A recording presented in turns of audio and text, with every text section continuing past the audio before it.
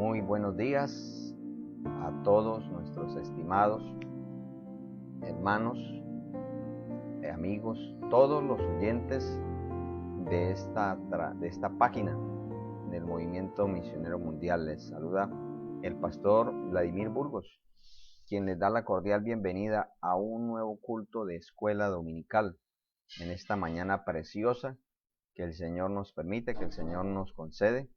Damos a Él la gloria por un día más de vida, por una oportunidad más que nos permite el Señor de estar vivos, de estar sanos, de estar bajo la bendición suya. Hoy tenemos la oportunidad de una vez más participar de estos cultos preciosos que el Señor nos sigue bendiciendo, que el Señor nos sigue concediendo. Y a Dios sea toda la gloria, a Dios sea toda la honra, toda la alabanza y la adoración. Saludamos a todos los hermanos que se puedan conectar, que puedan transmitir también de pronto, si usted tiene la oportunidad de compartir el link para que otros también puedan participar de la escuela dominical. Vamos, amados hermanos, a hacer una oración de acción de gracias porque pues el Señor es digno de toda la gloria, ¿no? Nuevas son cada mañana sus misericordias. Si hoy estamos en pie, si hoy estamos en sus caminos, es porque Él nunca ha detenido sus abundantes piedades y bondades. De pronto alguien dirá, bueno, ¿y entonces yo por qué estoy así tan mal? Eso ya es cuestión de nosotros en qué medida la recibimos, qué tanta disposición, qué tanto espacio abrimos en nuestro corazón para disfrutar de la gracia y la bondad infinita de nuestro Dios, que nos ha sido concedida por medio de Cristo, el Hijo del Dios viviente. Entonces vamos a orar presentando nuestras vidas, presentando este momento. Dios bendiga a nuestro hermano Ricardo García, que ya reporta sintonía. Y vamos a ir avanzando en esta oportunidad que nos permite el Señor una vez más. Padre, en el nombre de Jesús de Nazaret, queremos darte gracias por todas tus bondades y tus misericordias, Señor. Gracias, Señor, porque hasta aquí tú nos has ayudado, porque hasta aquí tú nos has bendecido. Gracias porque tú nos has librado de tantas trampas y acechanzas del enemigo. Gracias, Señor, porque tú has desbaratado los planes del infierno, has quitado el tropiezo, la red que nuestro enemigo había colocado delante de nuestros pasos. Tú eres el que hace que la lluvia de tu gracia caiga sobre nuestro corazón, Dios mío, y mitigue la sequedad inherente de nuestra naturaleza. Señor, gracias por tu palabra que nos conforta, que nos da aliento. Gracias por tu Espíritu que nos consuela, que nos dirige, que nos ayuda, Señor, que nos muestra siempre el camino. Gracias, mi divino Rey, porque tú eres bueno, Señor, porque para siempre es tu misericordia. Dios mío, gracias, muchas gracias, Señor, porque tú siempre estás obrando, tú siempre tienes preparadas nuevas cosas para nuestra vida, Señor. Gracias, Dios eterno, por tus muchos favores y tus misericordias, Señor. Gracias, Padre Celestial. Gracias, Señor Dios Todopoderoso, en el nombre de Jesús de Nazaret. Quiero pedirte en esta mañana, Señor, que traigo delante de ti mi vida y también la vida de mi familia y la vida de todos y cada uno de los que tú has colocado allí en la congregación de Villa Juliana, Señor. Te pido que tengas misericordia de nosotros, Señor, que perdones todas nuestras faltas, que borres todas nuestras rebeliones, que te apiades, Señor, de nuestra fragilidad y debilidad, que nos hagas fuertes, Señor, que nos libres, Señor, de pecados ocultos, nos libres y nos perdones de toda soberbia, de toda infatuación, Señor, de toda rebeldía, de toda transgresión y prevaricación. Pero también te presento todos los hermanos que se hacen partícipe de esta página, Señor, y que continuamente están siguiendo las transmisiones. También te pido por ellos, Señor, para que tu presencia sea obrando de una manera especial, para que tu presencia sea restaurando, sea vivificando, Señor, sea, Señor, tú obrando como solamente tú lo sabes hacer. Señor, quiero darte gracias porque a pesar de tantas acechanzas y amenazas y cosas que se dicen y se hacen. Hasta aquí tú nos sigues llevando adelante y en victoria sigues guardando nuestras familias, sigues guardando tu iglesia, sigues controlando, Señor, la maldad, Dios mío, en nuestra patria, que de no haber sido por tu intervención no habríamos quedado ninguno vivo, Señor. Pero tú has sido bueno porque tú eres bueno y tu misericordia es para siempre. Queremos presentarte también nuestras autoridades, nuestro presidente, todas las personas que están en eminencia, que tienen la responsabilidad de tomar decisiones trascendentales. Mira a nuestro supervisor nacional, Pastor Aris, y la Junta Nacional. Señor, dales la guianza, la sabiduría, cómo sortear de la mejor manera estas circunstancias que nos han acontecido y que nos han correspondido afrontar. Bendice tu iglesia, Padre. Levanta al que se siente desalentado, aquel que se siente desanimado, consuélalo. Ayuda, Señor, a cada uno de tus hijos, por favor. Tenga misericordia de todos nosotros, Señor, y permítenos disfrutar, Señor, las abundantes riquezas de tu gracia, de tu gloria en Cristo Jesús. Permítenos, Dios amado, poder, Señor amado, caminar contigo siempre, siempre, Señor, contemplando tu hermosura, contemplando tu grandeza. Padre, también quiero pedirte en esta hora, ahora que vamos a estudiar tu santa y poderosa palabra, que tú, Señor, tengas a bien el bendecirnos, Señor, que tú tengas a bien el abrir los ojos de nuestro entendimiento para contemplar las maravillas de tu ley, para poder disfrutar de todas las abundantes riquezas que tu palabra tiene escondidas y que tú tienes preparadas para todos y cada uno de nosotros, Señor. En el nombre de Jesucristo de Nazaret, te lo pedimos y te lo rogamos, dándote gracias, porque solamente tú eres digno de ser adorado y engrandecido. Amén y amén. Gloria al nombre del Señor. Dios bendiga a todos los hermanos que se han seguido conectando, nuestro hermano Alfonso Suárez, nuestro hermano Ricardo Cantillo. Bueno, hoy también tenemos la bendición, cuento con la bendición de que mi madre me está acompañando aquí en casa y la saludamos juntamente con mi esposa y mis hijos. Estamos aquí disfrutando de la bendición de Dios, así como esperamos que el Señor esté bendiciendo cada uno de sus hogares. La familia García Rincón, la familia Suárez Estrada, Cantillo, nuestro hermano Ricardo, sus familias. Dios les bendiga, que el bien y la misericordia de Jehová no se aparten de nosotros, sino que el Señor haga resplandecer la luz de su rostro sobre nosotros y mantendremos siempre el camino de la victoria y la bendición. Es importante, amados hermanos, que mantengamos la convicción en alto, ya que no debemos olvidar lo que el Señor advirtió en su palabra. Aunque el Señor lo dijo hace mucho tiempo, como Él es eterno, es como si nos lo acabara de decir. Es un pan fresco cada vez que vamos con un corazón abierto a la palabra, Dios nos va a hablar. Y el Señor nos ha advertido de la crudeza de las circunstancias que vendrían en los últimos días. Estamos en los últimos días y debemos estar preparados, mis amados hermanos, porque en cualquier momento suena la trompeta y nos fuimos de aquí a disfrutar de la presencia permanente del Señor.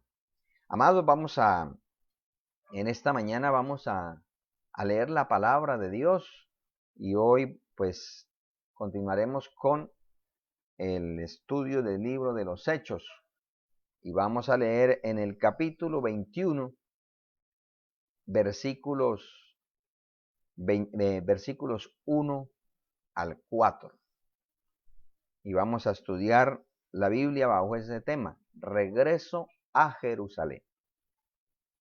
Dice la palabra del Señor: después de separarnos de ellos, zarpamos y fuimos con rumbo directo a Cos y al día siguiente a Rodas y de allí a Pátara. Y hallando un barco que pasaba a Fenicia, nos embarcamos y zarpamos. Al avistar Chipre, dejándola a mano izquierda, navegamos a Siria y arribamos a Tiro, porque el barco había de descargar allí. Y hallados los discípulos, nos quedamos allí 7 días. Y ellos decían a Pablo por el Espíritu que no subiese a Jerusalén. Amén. Bueno, mis amados, ya hemos orado al Señor y vamos a entrar inmediatamente en el estudio de la palabra del Señor. Recuerde, si usted tiene la oportunidad de algún amigo, esta es una manera de evangelizar, compartir el link para que otra persona también pueda escuchar la palabra de Dios. También, bueno, saludamos a nuestra hermana Marta Vega, que está reportando sintonía desde la ciudad de Ocaña. Dios bendiga su vida, a nuestro hermano Pablo y su familia, y a todos los que usted quiera compartir. Vamos a estudiar entonces, mis amados hermanos, la palabra regreso a Jerusalén. Este capítulo 21, hoy vamos a considerar algunos versículos. No vamos a llegar todo, pues porque queremos ir, pues, como lo dijera, aprovechando hasta lo posible lo que Dios tiene para nosotros. Entonces, vamos a ir mirando aquí algo. Lo primero que quiero compartirles, mis amados hermanos, es lo que acabamos de leer, como ubicarnos geográficamente donde estaba el apóstol Pablo. La palabra nos dice que el apóstol Pablo estaba aquí, en Mileto, y luego dice que partió para Cos, luego partió aquí a Rodas. Esa ciudad era muy conocida en la antigüedad por el Coloso de Rodas, y de aquí partieron a Pátara, aquí donde vemos el cursor en rojo, y dice que ahí tomaron una embarcación que iba para Fenicia. La costa de Fenicia es lo que hoy es el Líbano, parte del Líbano, y dice la palabra que ellos zarparon y avistando a Chipre a la izquierda, o sea, como va aquí la línea, llegaron a Tiro. Hoy vamos a estudiar hasta que llegaron a Jerusalén. De Tiro dice que se quedaron unos días, luego pasaron a Tolemaida, luego a Cesarea, y de Cesarea subieron a Jerusalén. Ese fue el itinerario que el apóstol Pablo llevó. Entonces, vamos a ir mirando qué pasó. La primer estancia, podemos decir, que hizo el apóstol Pablo fue en Tiro. Y el versículo 4 dice, y hallados los discípulos nos quedamos allí 7 días en Tiro. Dice, y decían a Pablo por el Espíritu que no subiese a Jerusalén. Cumplidos aquellos días, salimos acompañándonos todos con sus mujeres e hijos hasta fuera de la ciudad, y puestos de rodillas en la playa, oramos. Y abrazándonos los unos a los otros, subimos al barco y ellos se volvieron a sus casas. Amados hermanos, esta ciudad de Tiro es una ciudad que en la palabra del Señor tiene una simbología muy importante. Recordemos que en Ezequiel capítulo 28 hay una profecía contra el rey de Tiro, pero que es una clara alusión al juicio que Dios le hizo a Satanás.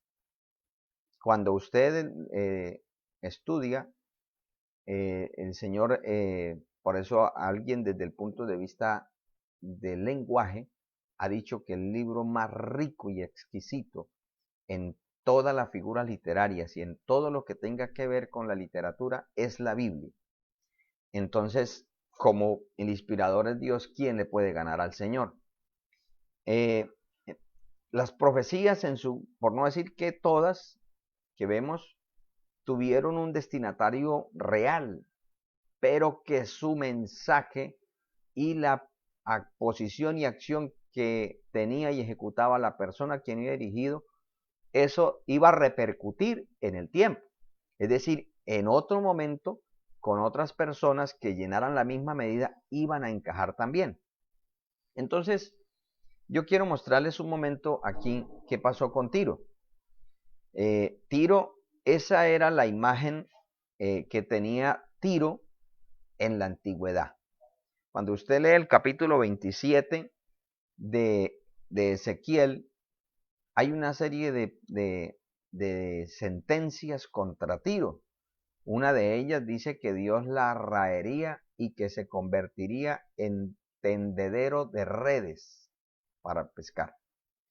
Resulta, amados hermanos, que Tiro, vamos a mirar acá, Tiro, ella estaba acá, la ciudad que mencionamos del rey Irán, que fue amigo de David y que luego envió madera para Salomón para la construcción del templo, siempre había sido un sitio o un puerto muy importante entre el oriente y el Mediterráneo. Por eso los fenicios fueron los pioneros en todo lo que tuviera que ver con transporte marítimo y también en los creadores del vidrio. Dios cumplió esa promesa cuando primero el imperio asirio quiso arrasar. Algunos huyeron en esta pequeña isla que estaba a algunos 400, 600 metros de la costa y ahí se refugiaron. Como ellos tenían abundantes navíos, pues ellos corrieron allá y los otros no lo tenían, entonces se salvaron. Pero cuando llegó el tiempo de Nabucodonosor, arremetió contra esta ciudad y la tomó prácticamente. Ahí se cumplió la palabra. Después vinieron los persas y cada imperio quería asolar, quería capturar todo. Entonces, esta era, llamémosla Tiro continental y esta era la Tiro marítima. Pero, amados hermanos, resulta que aquí vemos, le quiero mostrar también, amados hermanos, esta franja amarilla era la costa que acabamos de ver y esta otra era, o sea, más o menos la representación de lo que acabamos de ver en la figura anterior. El Señor dijo que haría de Tiro primero que la arrasaría y que no quedara nada y que la convertiría en tendedero de redes. Resulta que para el tiempo de Alejandro Magno, algunos 300 años antes de Cristo, ellos llegaron acá y esta parte parecía inexpugnable, como que nadie podía tomarla. Entonces, ¿qué hizo Alejandro? Derribaron por completo la Tiro, las ruinas que quedaba y lo que quedaba de ahí con gente queriendo restaurar. Derribaron por completo, asolaron esa ciudad, tumbaron todo y con los escombros de eso, de esta ciudad, empezó a hacer un terraplén sobre el mar, que es esta franja aquí entre las dos líneas rojas y que en la figura anterior también se veía como una línea. Entonces, esta franja la fue construyendo Alejandro Magno con las ruinas de esto, o sea, quedó totalmente desolada esta Tiro y lo que quedó de eso se convirtió en un terraplén aquí. ¿Hasta qué? Hasta que llegaron a la parte que estaba como isla y fue Alejandro Magno el que la asoló y pues la tomó. Entonces, si nosotros miramos un momento, ahí podemos observar, mire, ahí está el terraplén y cómo de todos lados llegaron también y la tomaron. Bueno, ¿por qué quería aclarar esto? Porque esta es la figura, esta figura que podemos ver acá, amados hermanos. Esta figura es una imagen satelital de lo que hoy es Tiro. Y entonces las personas que son contradictorias a la palabra dicen, pero ¿qué? Esas profecías de Dios nunca cumplen, a Dios le quedó grande. No, Dios la cumplió, porque efectivamente esto que todavía hay unos escombros se convirtió en el tendedero de redes. Lo que pasa es que la misma erosión fue amontonando sedimentos y con el paso de los años Los arqueólogos, para descubrir ciudades antiguas, tienen que excavar diferentes capas. ¿Y de dónde salieron todas las capas? Del polvo, de la tierra, de los escombros, se van sepultando. Entonces, esto que hoy vemos, que es una ciudad, y esta es una parte pues histórica, muy conocida, eso, amados hermanos, existe, pero la palabra de Dios se cumplió. Allí en esta ciudad de Tiro, amados hermanos, había una iglesia, porque Dios en todo lugar levanta pueblo para su gloria. Y allí los hermanos le dijeron a Pablo que por favor no subiera a Jerusalén. Vemos, amados hermanos, miramos en el capítulo anterior, cuando estudiamos el capítulo 20, que el Espíritu Santo al mismo Pablo le decía: Pablo, tienes que afrontar unas situaciones bastante difíciles, bastante fuertes, pero tranquilo, confía en mí, que yo lo voy a acompañar, yo lo voy a ayudar. Usted está en la voluntad del Señor, yo te estoy guiando. Entonces el apóstol Pablo tenía claridad. Cuando llega a Tiro, el Espíritu le confirma a los hermanos que el apóstol Pablo prácticamente iba en su último viaje, que no volvería a hacer la obra de Dios. Y ellos en su humanidad, porque ¿quién va a querer enfrentarse a la fatalidad? O sea, por ejemplo, ¿qué madre Dios le revele que por ejemplo, que su hijo sea un soldado? ¿Qué madre le va a querer decir al hijo: hijo, esto por favor no salga en esta campaña porque es que el Señor me dice que te van a matar? Ninguno. Nadie le va a querer decir eso. ¿Y cómo se le ocurre? A nosotros nos gustan solamente las noticias buenas, pero no las noticias malas. Y resulta que las vicisitudes y las victorias son parte de la humanidad, de esta naturaleza caída. Entonces, la palabra dice ahí que ellos lo abrazaron, oraron y se fueron. Pero ya hubo un primer intento de detener el avance del apóstol Pablo. Ahora bien, de ahí partieron para al otro punto que encontramos, es Cesarea. En el versículo 7 al 15 dice: y nosotros completamos la navegación saliendo de Tiro y arribando a Tolemaida, y habiendo saludado a los hermanos nos quedamos con ellos un día, y al otro día saliendo Pablo y los que con él estábamos fuimos a Cesarea, y entrando en casa de Felipe el evangelista, que era uno de los 7, posamos con él. Dice el versículo 8: este tenía 4 hijas doncellas que profetizaban, y permaneciendo nosotros allí algunos días, descendió de Judea un profeta llamado Agabo, quien viniendo a vernos tomó el cinto de Pablo y atándose los pies y las manos dijo: esto dice el Espíritu Santo, así atarán los judíos en Jerusalén al varón de quien es este cinto y le entregarán en manos de los gentiles.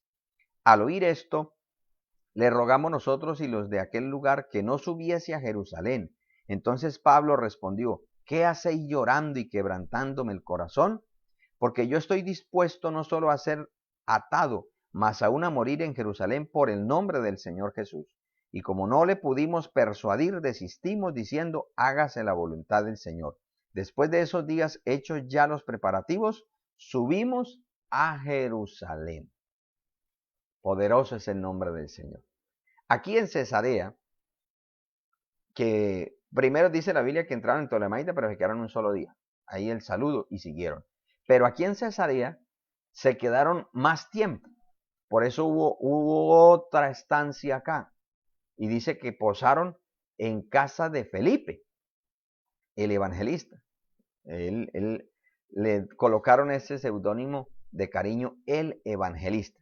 Ahora bien, Cesarea era, y esto es también una foto actual, porque Cesarea, que ya está dentro del territorio israelí, es un sitio turístico, es un sitio que en el momento no prestan así los servicios de hospedaje, porque queda muy cerca de Tel Aviv, que es la capital, y de otra ciudad. Entonces, pues simplemente hacen el tour para ir y visitar esas ruinas, porque Cesarea fue una ciudad que construyó Herodes, construyó allá un coliseo, construyó, que es este que alcanzamos a ver acá, este coliseo.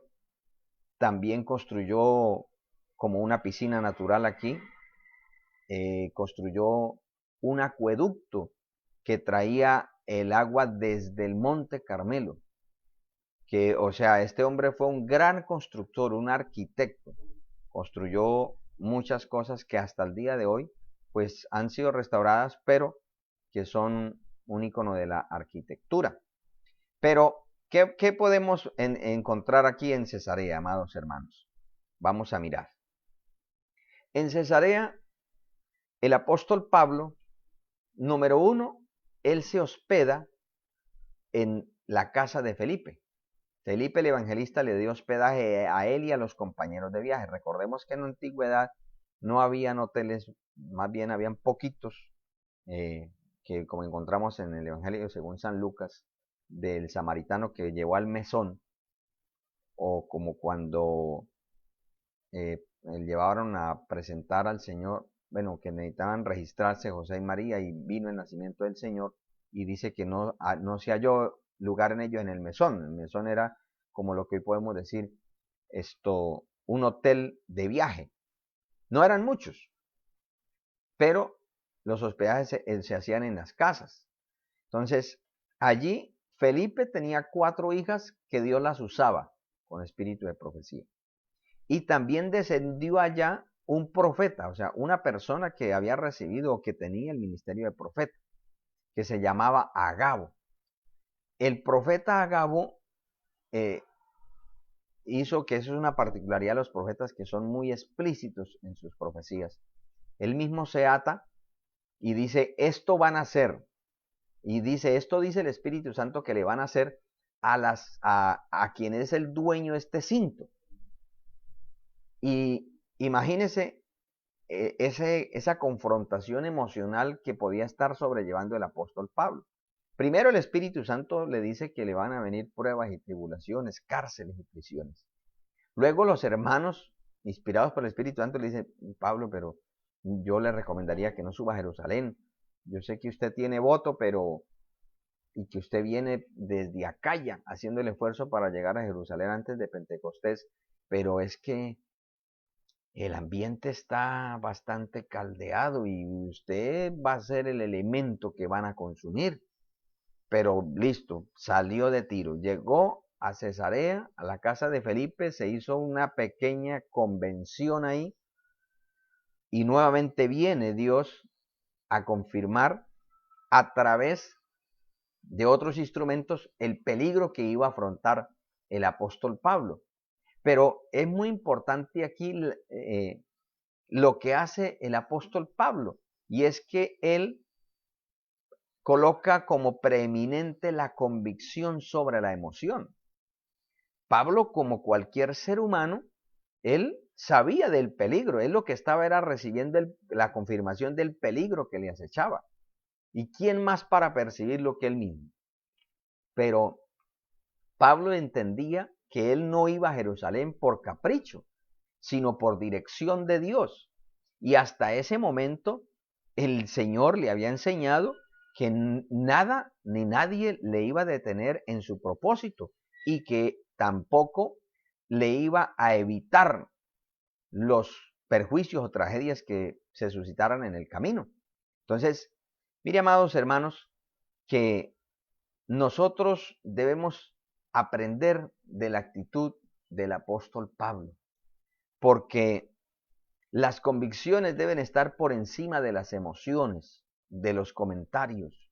Y cuando yo hablo de convicciones, hablo de principios sostenidos y colocados por Dios a través de su palabra, no caprichos, porque a veces nosotros queremos, pase lo que pase, y poner nuestra propia voluntad, nuestros caprichos, y resulta de que eso no lo va a aprobar Dios. Es que Dios le había dado testimonio al apóstol Pablo de las circunstancias que iban a llevar allá. ¿Esto de qué nos ayuda a entender? Y ya vamos a desglosar un poquito más esta actitud tan preciosa que tuvo el apóstol Pablo, porque es que estamos viviendo un tiempo donde se habla mucho de esa teoría de la superfe, donde supuestamente el creyente no tiene por qué sufrir, el creyente no tiene por qué enfermarse, el creyente no tiene por qué pasar necesidades, porque es que nosotros somos hijos de Dios y nosotros somos dueños de todo. Y ese concepto es tan peligroso porque dista tanto de la doctrina bíblica que lo que hace convertir es a Dios en un esclavo de la criatura, o sea, el creador siendo sujeto a la voluntad y deseo de la criatura. Y eso es totalmente contrario a la voluntad de Dios manifestada en su palabra. Es el creador el que tiene la hegemonía, el que tiene la última palabra. Pero si nosotros tomamos o invertimos el orden normal de las cosas, los únicos perjudicados vamos a ser nosotros, porque la Biblia dice, lo que Él ha determinado, ¿quién le estorbará? Nadie. Dios es Dios, Él no tiene que pedirle permiso a nadie. Mire que el Señor, estaban los discípulos escondidos, estaban los romanos buscándolos, y el Señor no ni tocó la puerta ni nada, sino que entró y les dijo, pasa a vosotros. El Señor llega bendiciendo. El Señor no tiene que pedirle permiso ni a los gobernantes de este mundo, ni al diablo, ni a nadie para Él hacer su voluntad. Él hace lo que quiera en los cielos y en la tierra. Claro, esta expresión en nuestra naturaleza, nosotros pensamos que Dios es un ser anárquico, arbitrario, un dictatorial. No, recordemos que Dios es un ser maravillosamente bueno, amoroso y misericordioso. No, Él no es como nosotros. Por eso, hermanos, descansemos en sus brazos, porque Él sabe lo que está haciendo.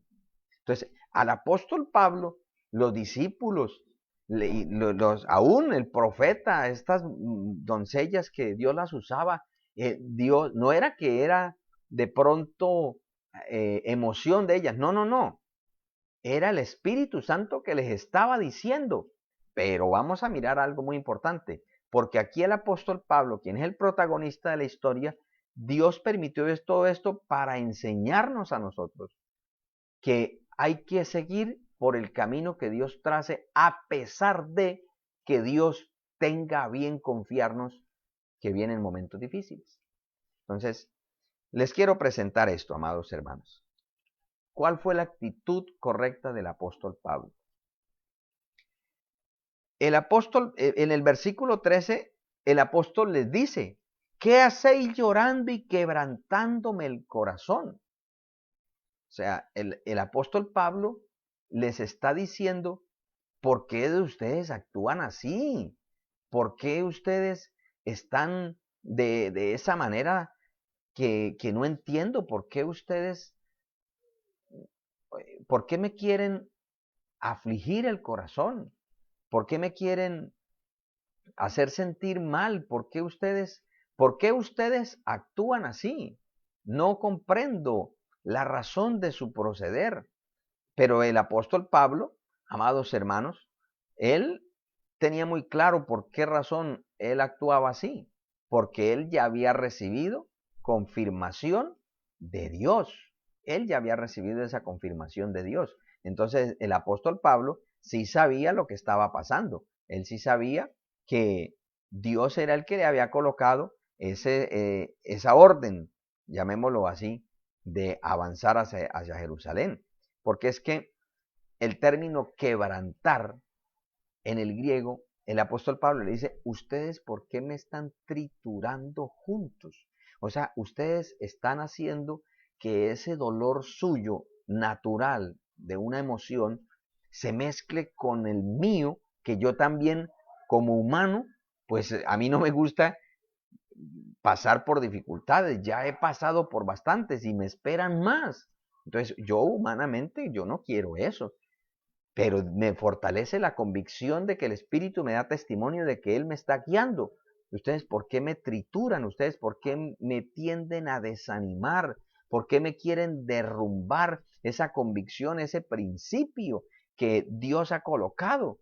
Porque es que cuando el apóstol Pablo dice, ¿qué hacéis llorando? El llanto de los discípulos, de los hermanos, en el griego da a entender que era un llanto a gritos. que era casi un gemir. O sea, pareciese como que el apóstol Pablo estuviese participando de un culto de oración bien ferviente, pero resulta de que no estaban clamando a Dios, sino que le estaban tratando de detener su avance. Entonces, vamos a mirar, amados hermanos, la actitud del apóstol Pablo. Lo primero que encontramos aquí, y es ahí la importancia de leer las Sagradas Escrituras, es que Pablo imitó a Cristo. En el Evangelio según San Mateo, el capítulo 16, desde el versículo 21 al versículo 25 dice: Desde entonces comenzó Jesús a declarar a sus discípulos que le era necesario ir a Jerusalén y padecer mucho de los ancianos, de los principales sacerdotes y de los escribas, y ser muerto y resucitar al tercer día. Ahí el Señor les está comunicando a los discípulos, a los apóstoles, el propósito que había venido a cumplir, que incluía la muerte.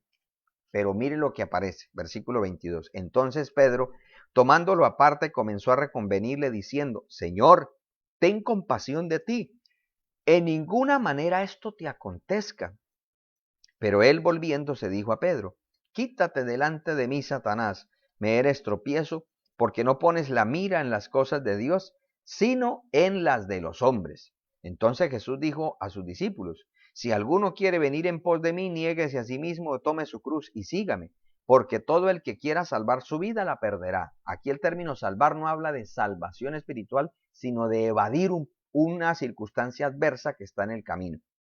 Entonces dice: y todo el que pierda su vida por causa de mí, es decir, aquel que aún esté en amenaza de muerte por hacer su voluntad, la hallará, o sea, será salvo.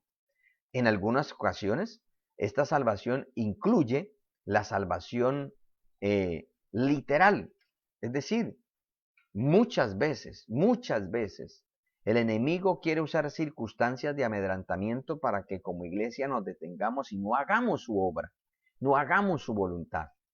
Pero hay otras en las que está hablando es que a pesar de que va a perecer en el intento, su alma va a ser salva. Entonces es importante tener en cuenta esto, porque, por ejemplo, hay personas que dicen: mejor dicho, yo no pienso ponerme lentes, y resulta que ya casi no ve. Y dice: si Dios le dio ojos buenos a Moisés, que tenía 120 años y no necesitó lentes, pues el Dios de Moisés es el Dios mío. Claro que sí, el Dios de Moisés es nuestro Dios, pero nosotros no somos Moisés. Hay circunstancias que Dios le da a cada quien. Por eso Pablo explica allá en la carta a los romanos que cada uno tiene su medida de fe que le fue dada. Por eso nosotros debemos tener cuidado, hermanos. Hay hermanos que Dios les ha dado una medida de fe, son fuertes en su hombre interior. Y cuando hablo de hombre interior me refiero tanto a hermanos como a hermanas, que tienen una buena medida de fe y que Dios, como Dios honra su palabra y como Dios fue el que se la dio, pues también Dios se la dio para que la ejecuten. Entonces Dios les coloca unas circunstancias para que las enfrente y sea como esa vanguardia que va abriendo brecha, pero que también recibe muchos dardos, muchas amenazas del enemigo, pero como Dios lo capacitó, sigue adelante. Pero debemos tener cuidado de no decir: mire, yo hago esto y hago lo otro y a mí no me pasa nada. Sí, gloria a Dios, es una misericordia de Dios, pero tengamos cuidado de no caer en la soberbia espiritual y tratar de que otro, puede ser al mismo esposo, la misma esposa, el mismo hijo, que es parte de la iglesia: ay, pero es que usted es flojo, usted no sirve, usted no cree en Dios. Sí cree en Dios, lo que pasa es que no tiene la misma medida de fe. Y si esa persona se pone a creerle más a usted o a creerme más a mí como persona y no a la palabra, va a hacer lo que uno hace y tome, recibió el daño. ¿Por qué? Porque Dios no lo mandó. Ese no era el propósito de Dios. El propósito de Dios es que nosotros sigamos la dirección Dios es Dios personal. Dios es un Dios personal y Dios nos lleva la cuenta de nuestros pasos a cada uno. Y Él tiene un propósito específico para cada uno. Entonces, es importante tener en cuenta esto. El apóstol Pablo imitó a Cristo. ¿Por qué? Porque cumplió esa medida. A Cristo lo trató de detener Pedro, evitándole el martirio y la misma muerte. Pero aquí en Pablo, Dios le estaba diciendo que lo llevaba a Jerusalén porque iba a tener prisiones y le iba a pasar esto y lo otro, para advertirle, para que fuera consciente. O sea, era tal la comunicación y la confianza que Dios le tenía a Pablo, que él sabía que aunque él le contara lo que le iba a pasar, él no iba a echar para atrás. ¿Sabe por qué a nosotros muchas veces Dios, cuando nos viene un momento difícil, en vez de decirnos, hijo, te va a venir algo difícil, ¿sabe qué nos dice? Yo estoy contigo, te voy a bendecir, te voy a exaltar, te voy a llevar a tal... ¿Sabe por qué lo hace el Señor? Porque el Señor nos dijera, yo sí voy a hacer esto, pero en el proceso, para yo cumplir esto, usted va a ser escarnecido, usted va a ser señalado, usted se va a enfermar y voy a permitir esa enfermedad para que cuando esté enfermo yo te voy a llevar a tal parte y allí le vas a testificar a tal persona y voy a dejarte para que hagas un milagro, pero vas a sufrir esto y lo otro. Si Dios nos dijera todas las cosas, pues muchos de nosotros diríamos, Señor, no, yo mejor como que me desaliento, yo como que mejor me descarrío, mejor me voy para el diablo, que el Señor lo reprenda. Pero como Dios conoce eso, Él simplemente nos da una palabra de motivación para cuando estemos en los momentos difíciles, Él nos recuerda, acuerde que yo le dije que lo voy a bendecir. Y entonces, sí, sí, Señor, y uno hace ahí de fuerzas de debilidad y avanza y le da más credibilidad a la palabra para soportar lo que está pasando. Entonces, mire que el apóstol Pablo imita a Cristo, porque el apóstol Pablo, sus compañeros, sus amigos le dicen, por favor, no suba a Jerusalén. Entonces, la actitud de Pablo es imitar a Cristo. En cada circunstancia el Señor nos da un ejemplo. El Señor dijo, sed imitadores de mí y que sigamos sus pisadas, dice Pedro. Ahora, otro aspecto que tomó correctamente Pablo es la actitud frente a la interpretación de la profecía. Nosotros debemos, hermanos, aprender, pedirle a Dios que nos dé esa sabiduría, ese discernimiento espiritual. Porque nosotros a veces somos binarios, o sea, solamente respuestas sí, no, sí, no, sí, no. Y resulta, amados hermanos, que la profecía es una manifestación temporal de la omnisciencia de Dios que quiere compartir con nosotros porque somos sus hijos. Es decir, cuando Dios advierte algo, cuando es una profecía, es porque el Señor está atrayendo el futuro hacia el presente, como para que lo mire y se motive a llegar allá. Pero en esas circunstancias del futuro, nosotros debemos entender que hay cosas buenas y cosas malas. Por ejemplo, el pastor Manuel Zúñiga, él testificaba de que él tuvo una hija y la hija enfermó y el Espíritu Santo le dijo, no ore por sanidad porque ella no va a sanar, ella se va a morir, yo me la voy a llevar. Y entonces todos los otros familiares, oremos para que el Señor la sane. Y la esposa, mi hijo, ore, Dios lo usa a usted en sanidad, ore para que el Señor la sane. Y mi hija, mire que nuestra hija, ¿cómo se nos va a ir nuestra hija tan joven? Y él no le decía nada a la esposa porque fue un trato de Dios con él. Pues él oraba, Señor, hágase su voluntad, pero él sabía que ya Dios le había dicho que la voluntad de él era que ya se la iba a llevar. Que así él orara y así oraran todos, así hicieron cadena de ayuno. Ya Dios había determinado llevársela y él había aceptado eso. Él entendió que era un propósito de Dios. Como hay veces que el Señor hace una advertencia. O sea, el Señor como que dice, si usted sigue con este ritmo, entonces le adelanta el futuro. Mire lo que el enemigo le tiene planeado. Entonces, en ese caso, ¿qué es lo que Dios quiere? Pues que enmendemos el camino reprendamos al diablo, nos sometamos a él y nos escondamos en Cristo. ¿Para qué? Para que nuevamente se encurse el propósito total del Señor que Él tiene para con nosotros. En este caso, no era el diablo el que se iba a levantar, era Dios. Y Dios le estaba confirmando al apóstol Pablo, y el apóstol Pablo aceptó voluntariamente el propósito de Dios. Por eso él les dijo, ¿por qué ustedes están quebrantándome el corazón? ¿Por qué me están atormentando? Miren, muchachos, si el Señor dio su vida por mí, yo estoy dispuesto a darla por Él, no porque le vaya a pagar, sino porque ya me voy con Él y ya, se acaba todo este problema. Tranquilos. Y dice que esta actitud del apóstol Pablo le ayudó a ellos porque dijeron, no, pues entonces hágase la voluntad del Señor. Hágase la voluntad del Señor. Nosotros tenemos esa tendencia de que como sabemos que Dios nos escucha, queremos arreglar todo con oración y ayuno. Y resulta que no, Señor. La oración y el ayuno es un medio para fortalecer nuestra fe en la voluntad de Dios, no para manipular a Dios. Nunca. Que hay respuestas que vienen por causa del ayuno, pero vuelvo y lo repito, cuando de pronto estamos siendo amedrantados por el enemigo y Dios ve que estamos como muy ahí, bueno, diablo, pégueme. Entonces el Señor le dice, ey, ¿cómo que pégueme? Si es que yo soy su Dios, active la autoridad que yo le di. Entonces Dios permite eso, Dios nos mueve un ayuno, una vigilia de clamor. Entonces uno de pronto no entiende este proceso, pero lo que pasa es que se recibe la fuerza interna, se cree en la palabra y dice que el Señor reprenda al diablo, qué es lo que le está pasando a este demonio, a esta maluquera, qué es lo que me es este pensamiento, cómo así que yo estoy con ganas de apartarme. No, Señor, yo voy para adelante. Y entonces se activa la fe y uno vuelve a ver las cosas como antes y uno dice, el diablo mentiroso, quedó aburrido. Claro que quedó aburrido, pero ¿qué era lo que estaba pasando? Que nosotros nos estábamos desubicando del propósito de Dios. Entonces, cuando nosotros nos encauzamos nuevamente en lo que Dios quiere, pues volvemos a ver las cosas como Dios siempre las ha mostrado. Y nosotros decimos, y Señor, gracias que usted, y el Señor nos diría, pero es que yo no he cambiado, usted es el que estaba viendo diferente. Yo siempre he estado aquí, es más, lo estaba esperando porque mire, vamos, sigamos el camino, que yo te llevo de mi mano.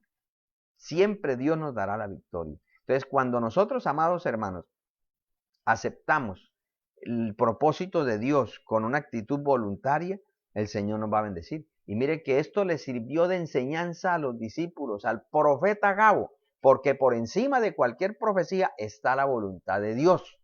Y la profecía correcta siempre se ciñe a la palabra de Dios, a la voluntad de Dios. Poderoso es el nombre del Señor. Bueno, amados, avancemos un momento. Llegamos a Jerusalén. Hay poder de Dios. Lo que más temía Pablo, llegó el momento de estar allí. Y dice el versículo 16 en adelante, permítame le leo y usted por favor también lea ya en su casa. Dice, cuando llegamos a Jerusalén los hermanos nos recibieron con gozo, y al día siguiente Pablo entró con nosotros a ver a Jacobo, y se hallaban reunidos todos los ancianos, a los cuales después de haberles saludado les contó una por una las cosas que Dios había hecho entre los gentiles por su ministerio. Cuando ellos lo oyeron, glorificaron a Dios y le dijeron, ya ves, hermano, cuántos millares de judías hay que han creído y todos son celosos por la ley. Pero se les ha informado en cuanto a ti que enseñas a todos los judíos que están entre los gentiles a apostatar de Moisés, diciéndoles que no circunciden a sus hijos, ni observen las costumbres. ¿Qué hay pues? La multitud se reunirá de cierto porque oirán que has venido. Haz pues esto que te decimos. Hay entre nosotros 4 hombres que tienen obligación de cumplir voto. Tómalos contigo, purifícate con ellos y paga sus gastos para que se rasuren la cabeza y todos comprenderán que no hay nada de lo que se les informó acerca de ti, sino que tú también andas ordenadamente guardando la ley.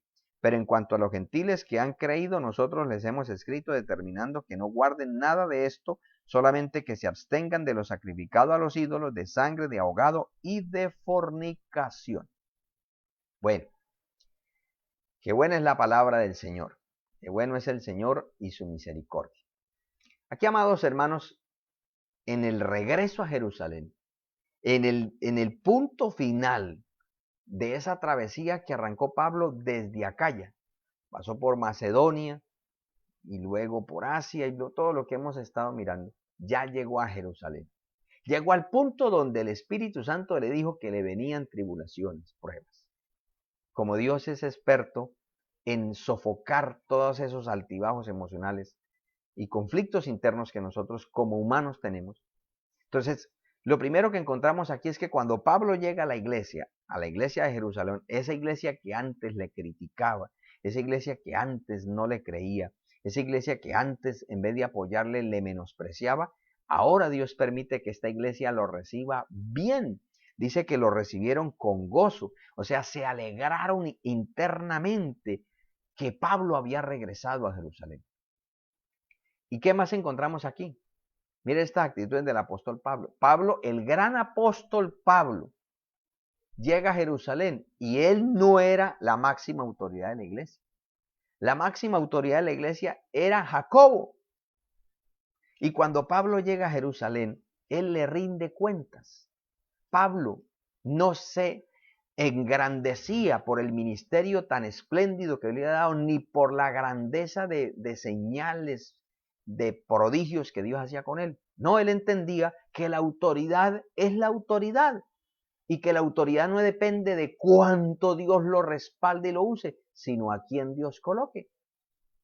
Y cuando Pablo llega a Jerusalén, entonces le dice a Jacobo y a los otros ancianos, mire, ¿qué le contó? Todas las cosas, no omitió ninguna. ¿De qué? De las que Dios había hecho por su ministerio. Porque claro, las hace Dios, pero tiene un medio, un instrumento. Y él dice, no, pues Dios me permitió esto, hicimos lo otro. Y él se gozó y los hermanos se gozaron en gran manera por la manera como Dios estaba honrando ese ministerio gentil que ellos habían aceptado ya. Pero, miren, amados hermanos, la importancia de tener esa ecuanimidad entre la razón y la emoción es importante.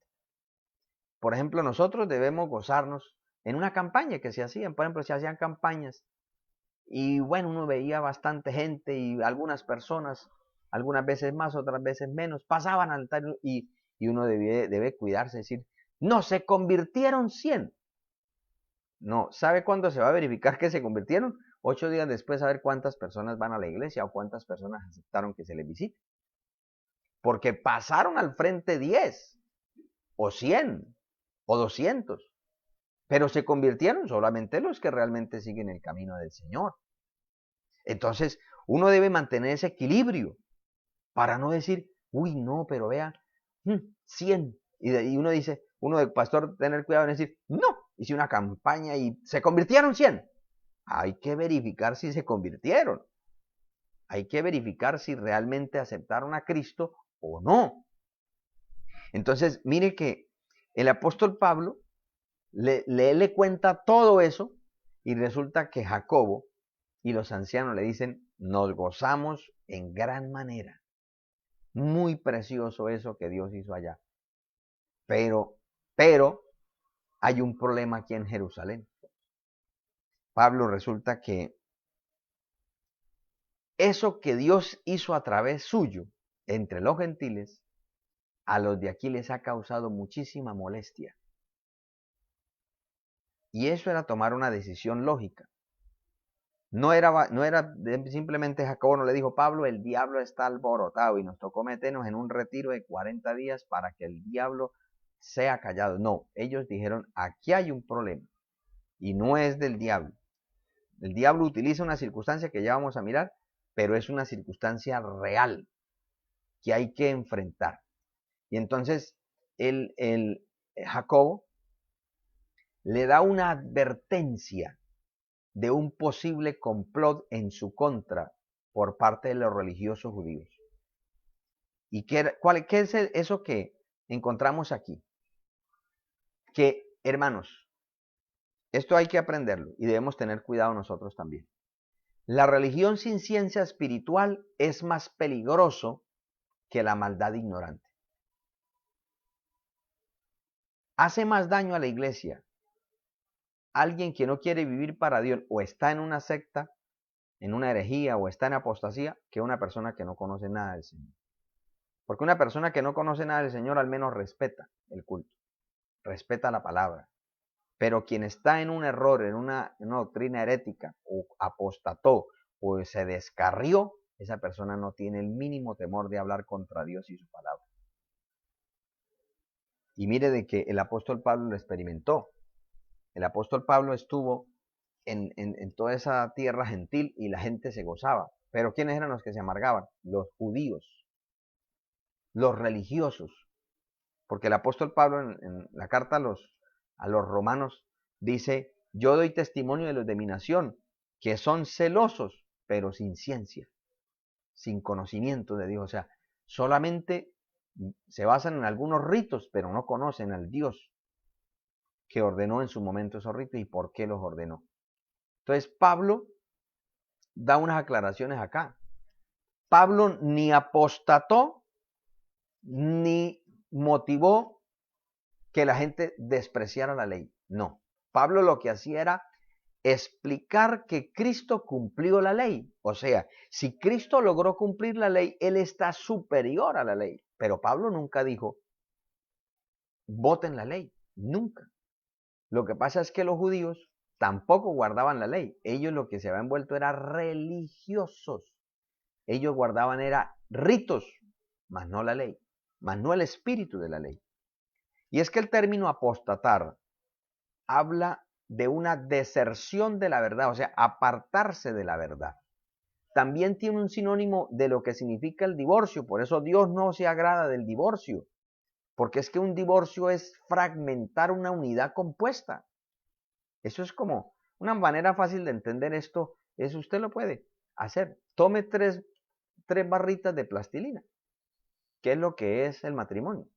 El hombre, la mujer y Dios. Tómelas de 3 colores diferentes, cualquier color. El matrimonio lo que hace es fundirlo en una unidad. Entonces agarre y revuélvalo y forme una sola unidad.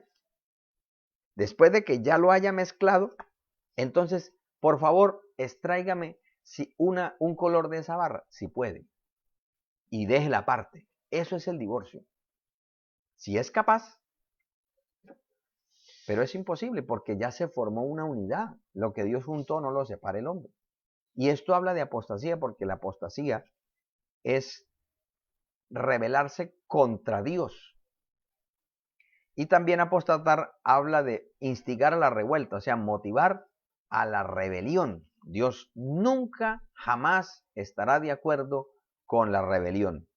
Porque recuerde que el padre y príncipe de la rebelión, todo lo que se llame rebelión, sea social, espiritual, familiar, financiera, todo lo que hable de rebelión es de Satanás. El Señor lo reprende. Entonces, vamos a mirar, amados hermanos, algunos consejos que le da Jacobo. Unos consejos que Jacobo como que vuelve al entorno en el que realmente Pablo tenía que enfrentarse. Por un instante Pablo con su disertación los emocionó, porque es que Pablo era un excelente orador y los emocionó contándole todas las grandezas, los milagros, las señales, los portentos, las maravillas que Dios había hecho con él. Y claro, hermano, cuando uno escucha unos testimonios bien maravillosos, uno se goza. Pero resulta que después del culto puede haber un problema bien grave. Y el gozo, hay que mirar cómo se soluciona esa circunstancia que les está esperando. Entonces, mis amados hermanos, Jacobo le dice, mire, resulta de que hay millares de judíos. O sea, Dios había prosperado la iglesia en Jerusalén terriblemente, pero eran hermanos judíos, creyentes judíos, que es muy diferente un creyente judío a un creyente gentil. Y entonces Jacobo le da unos consejos a Pablo. Vamos a nombrarlos un momento. Dice, número 1, por favor cumpla su voto de purificación. O sea, lo que usted había propuesto de hacer un voto y que desde allá venía diciendo que tenía voto, cúmplalo. Ese no era un voto por ser cristiano, era un voto por ser judío, porque Pablo era judío. es como, no, permítame usar un ejemplo, que nosotros, eh, por ejemplo, el día de la fiesta patria, el 7 de agosto, el 20 de julio, que es una celebración nacional, patria. Nosotros dijimos, no, eso no sirve para nada. O que se va a cantar el himno, no, yo soy evangélico, yo soy de la patria celestial. Y entonces suena el himno nacional y el creyente se porta todo irreverente, no hace lo que conviene hacer, es un irrespeto. Entonces, ¿a quién está haciendo quedar mal al apóstol? Pues al evangelio, porque está siendo irreverente a unas figuras patrias. Más o menos, pero desde el punto de vista espiritual, porque recordemos que Dios le dio unas señales, unas marcas a los judíos por ser su pueblo, entre ellas el día de reposo, la circuncisión y una serie de ritos, pero a los judíos, no a los gentiles. Entonces, lo primero que Jacobo le dice es cumpla su voto de purificación, o sea, hágalo. Número 2, le dice, sea solidario con otros compatriotas, es decir, no vaya a hacerlo solo para que no digan que es que usted se cree el único, el más santo, no, entonces hay 4 hermanos que también son judíos que tienen voto también, entonces vaya y págueles. Cuando Jacobo le dice págueles es porque era consciente que Dios había prosperado el ministerio del apóstol Pablo. Pablo en algunos lugares tuvo que trabajar para su sostenimiento, pero también muchas de las iglesias que eran agradecidas por la labor que él había hecho, le enviaban, le preparaban una ofrenda, le ayudaban económicamente para sufragar sus gastos. Y como ellos sabían que él venía, pues Dios, que es bueno, en cada lugar donde llegaba le tenían preparado, y más cuando ellos sabían que era la última vez, pues le daban, no, eso no lo dice la Biblia, ¿no? Es una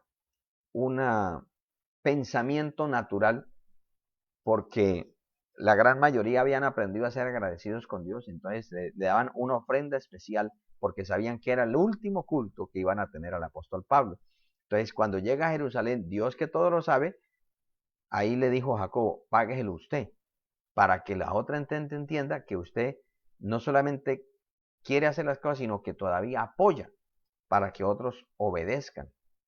Y le dice también, si usted hace eso, su obediencia mostrará que los comentarios que los judíos celosos de la ley sin ciencia están diciendo contra usted es una falsedad. Hermanos, es imposible tratar nosotros de evadir que nosotros no nos van a, en su momento, por ser cristianos y por muy consagrados que querramos ser, hermanos, siempre habrá alguien que va a denigrar de nosotros. Hay que tener en cuenta eso y hay que seguir confiando en el Señor y procurar, como le dijo Jacobo, haga las cosas para que así sigan hablando, se den cuenta que no es verdad. Entonces, aquí hay unos términos muy importantes. Jacobo le dice, purifícate. Y el término purificar literalmente habla de hágase limpio, santifíquese ceremonial o moralmente. Recuerde que había un rito de la purificación con la vaca alazana, con las cenizas de la vaca alazana. Entonces, eso era, no días, todo era una ceremonia, como Dios lo estableció en el libro de Levítico, y Números también. Mire que hay que tener en cuenta, hermanos, qué información nosotros damos, porque muchas veces lo que queremos informar puede no ser una información, sino ser un chisme o una murmuración. Porque el término que utiliza aquí el evangelista Lucas dice, de lo que se les informó. O sea, está utilizando el término informar. Y en el griego, esto literalmente significa sonar dentro de las orejas. O sea, informar no es simple, aquí no era simplemente dar un anuncio, sino introducir un concepto. Porque se habla también de instruir, de adoctrinar. ¿Y qué era lo que han instruido? Que Pablo era un apóstata. Estaban a toda hora diciendo, no, y ese Pablo, ese Saulo de Tarso, que era tremendo, pero se volvió un apóstata. Y resulta que no era un apóstata, era un seguidor de Cristo. Pero miremos, algo más que él le dice es que ellos se den cuenta que tú andas ordenadamente. Y el término andar ordenadamente en el hebreo es un solo término, en el griego, perdón, es un solo término, Y permítamelo, se lo muestro. Estoigeo, que habla de guardar el paso, o sea, mantener la marcha, como en una parada militar, lleva el mismo ritmo, pero también significa conformarse a la virtud y a la piedad. Entonces, esto es muy importante, amados hermanos, que nosotros entendamos. Amados, el Jacobo le dice a Pablo, usted debe guardar estas cosas. Nosotros entendemos que para los gentiles es otro proceso. Y por eso le dice, los ritos ceremoniales son para nosotros los judíos, no para los gentiles. Jacobo hace mucha claridad al respecto y nosotros también debemos tener en cuenta eso, porque, hermanos, en el concilio de Jerusalén, capítulo 15, se determinó que la iglesia no debía sino conservar algunas cosas de las muchas que conservaban los judíos. Y era, dice el versículo 25, dice, que se guarden o que se abstengan de lo sacrificado a los ídolos. Todo lo que tenga que ver con sacrificio a los ídolos. Y aún en este tiempo, toda ceremonia pagana, la comida que se celebre, se comparta, tiene una celebración, una invocación o conmemoración de un ídolo. Nosotros debemos procurar no participar de eso conscientemente. También dice de sangre. Un cristiano no debe por qué comer sangre. Hay gente que dice, pero el chocolate tiene sangre. Por favor. O hay gente que dice, pero es que, por ejemplo, en cuanto a la cerveza, pero para adobar la carne le echan cerveza. Pero es que hay gente que se vuelven tan quisquillosos, tan buscando como los fariseos, buscando a ver cómo capturan una palabra, pero que rayan casi en la irracionalidad. Está hablando es de que no participe de eso, de que no participe de eso. Por ejemplo, si usted va a hacer algo que es como una rellena, que comúnmente se hace con sangre, usted sabe que eso tiene sangre y que es el principal ingrediente. ¿Para qué lo va a comer? Porque usted sabe que es eso. O que le hacen lo que aquí en Cúcuta le llaman un caldo de sangre, que le llaman pichón. ¿Para qué va a comer eso si usted sabe que eso no le agrada a Dios, que no le trae beneficio al cuerpo? Entonces, a eso es lo que se refiere de la sangre. También dice de ahogado, animales que no son desangrados, y de fornicación. Nada de lo que hoy en día se quiere promover, el sexo desenfrenado, nada de eso. Dios quiere legitimar siempre el matrimonio.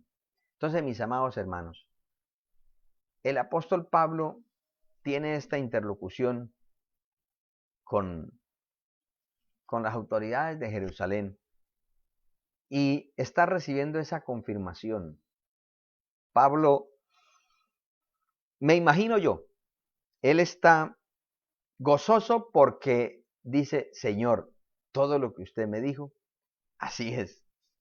Y si usted me ha sacado de otras, de aquí me saca. Y yo voy a seguir confiando en ti. Y yo voy a aprovechar este voto como judío que soy para acercarme a ti. Yo que ahora sí te conozco. Ellos no te conocen, pero yo sí. Yo me voy a acercar a ti. Entonces, amados hermanos, a pesar de tantas amenazas, a pesar de tantas advertencias, a pesar de tantos tropiezos, a pesar de tantas cosas, Pablo llegó a donde el Señor quería. Y amado hermano, esto es lo que Dios quiere, que lleguemos a la nueva Jerusalén. El anhelo de Dios es que lleguemos al destino, que en el camino hay tropiezos, todo eso es normal. pero Dios está con nosotros. Y Él nos librará de la peste destructora, Él nos librará de las cosas que se sobrevengan, porque Dios es real. Hermanos, si Pablo logró llegar a Jerusalén y sabiendo lo que le venía, hermanos, Dios nos va a ayudar a llegar a la meta que Él nos ha trazado. ¿Qué debemos hacer? Confiemos en Dios. Procuremos obedecer a Dios.